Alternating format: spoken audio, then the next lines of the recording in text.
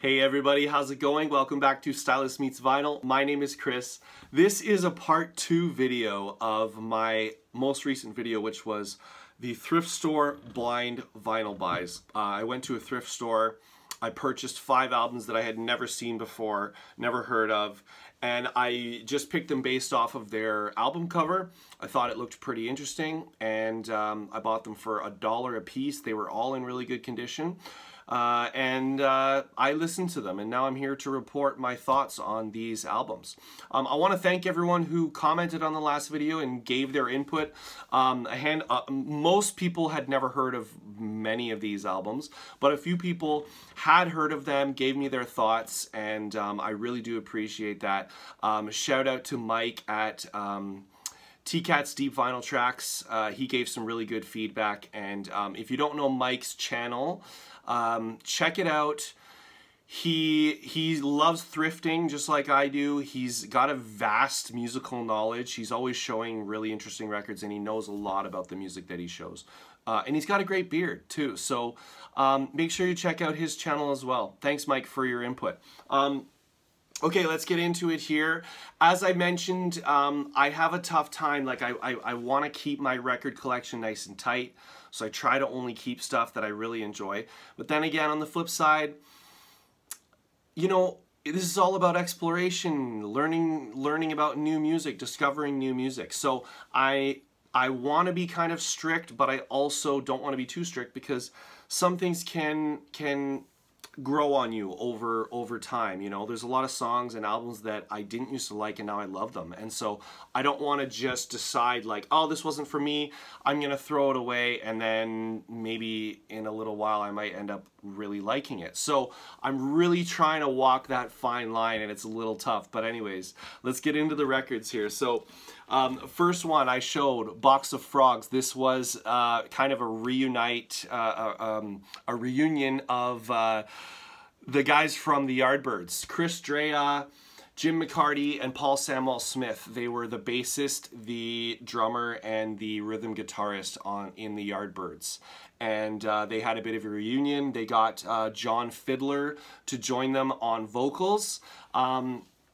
This album's pretty good. It was bluesy, kind of arena rock. The name Box of Frogs comes from when they reunited. They had all these guests come in and play with them, that they were saying like, oh, everyone's jumping in. It's like a big box of frogs. So you get an idea. Now, Rory Gallagher plays on a couple tracks on this, and Jeff Beck plays lead guitar on a couple tracks as well. And I'll say those songs with them on it specifically were the ones that I liked the most.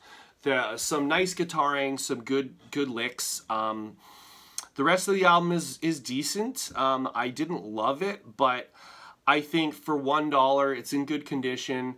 I'm probably going to hold on to it for a little while just to give it a few more spins. If I'm being honest, I will probably end up purging this within the next year or so, but I want to get my money's worth out of it, get my dollar out of it. So I'll spin it a few more times and kind of see what happens. But this was a decent experiment here with this album.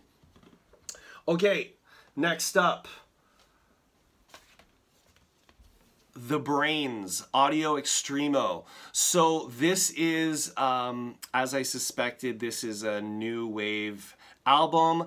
It is a little bit like, you know, I don't know if I would call it hard rock, but it is a rockin' new wave album.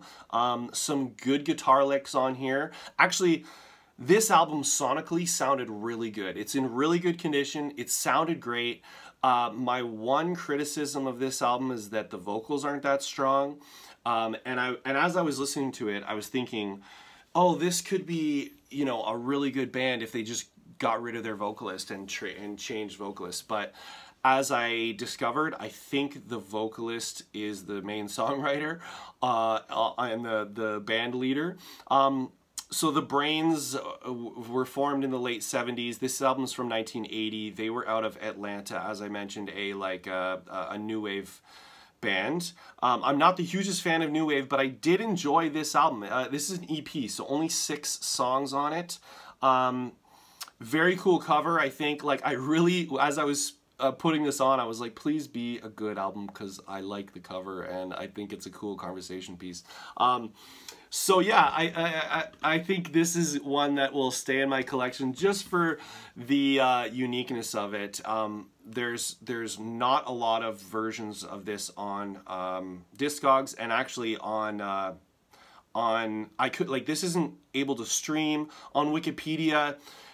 When the band The Brains is listed, this album is not listed there, so I don't know why this album is so unknown, but it is. And this is on the what label is it? It's a Canadian Falcon, the Falcon label.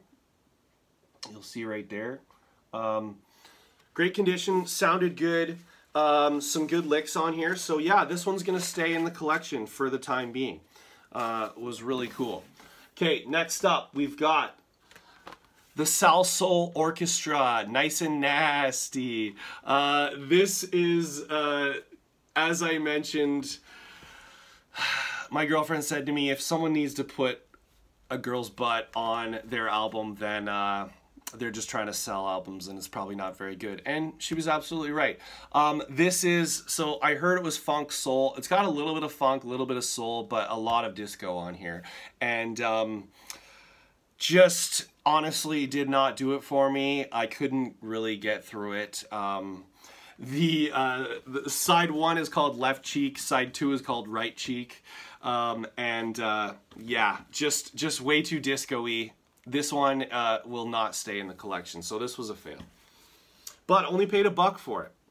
Okay, next up, Skye. This album is called Skye 2 from the band Skye. This is prog. How would I describe this? This is like classical prog. Sort of. It jumps around. Mike, who I mentioned from TCAT's Deep Vinyl Traxx, he gave me a good review of this one, as well as Brian at Embryonic Robot. They both had this, and it's like, I don't know, I kind of went back and forth on this one. At first, I was like, okay, I'm gonna purge it. Then I listened to it again, and I liked it a bit better. It's kind of all over the place, and maybe, yeah, as Mike said, it doesn't really stick to one genre. There's some definitely classical elements, like you can hear, there's like a tuba on here, mandolin, some other classical instruments that I can't even name, but yeah, I don't know. I think I'm gonna hold on to it just for the fact that it was kind of interesting, and I also might end up purging this somewhere down the line, but for now, it's gonna stay in the collection. And the last one that I bought was Angel City Face to Face. Very cool looking cover here, even though there's some ringware on here. This guy's getting sucked into this portal here.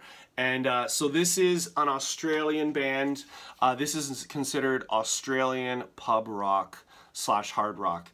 And this was cool. This is actually, I think, the winner out of all of them. The one that I like the most. It is kind of hard rock, rock and roll for sure. A little bit of a punk influence as well.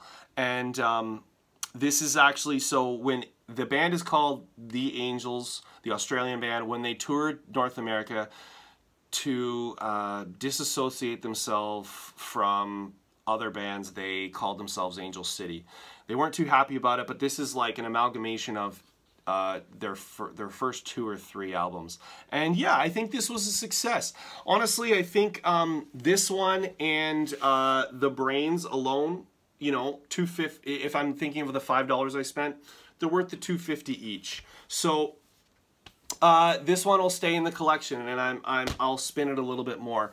So you know what? You never know what you're gonna get when you're blind buying, and this was a fun little experiment. I hope you guys enjoyed hearing about what I had to say about these records, and I hope you come back here once again where Stylus meets vinyl. Thanks a lot. See ya.